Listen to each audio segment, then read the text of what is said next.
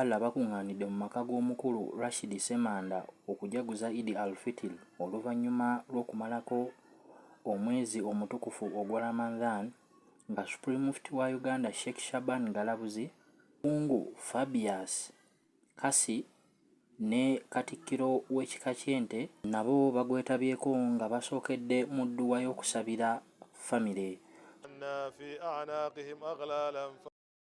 Supreme Mufti mu kwogerako n'abaddu ba Allah abakuutirizza okubeera ab'amazima mu byonna bye bakola.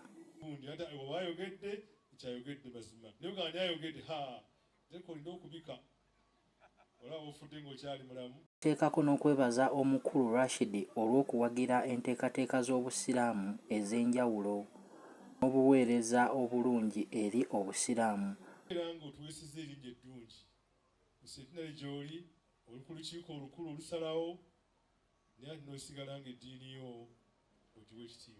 Rashid Semanda yeebazizza abaddu ba Allah olw'enkolagana ennungi era n'asuubiza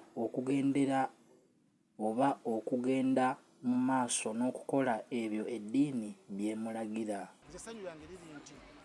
Abantu gye bakomye okujja obungi mu mukolo gwa leero ne balya ku ekyo kye nateeseteese okubagabula, nze n'essanyu nti nfunye empeera eri Allah subhanahu wa taala, era neebaza Allah olw'okuba nti nno yampa emikwano n'enkolagana ennungi eri abantu.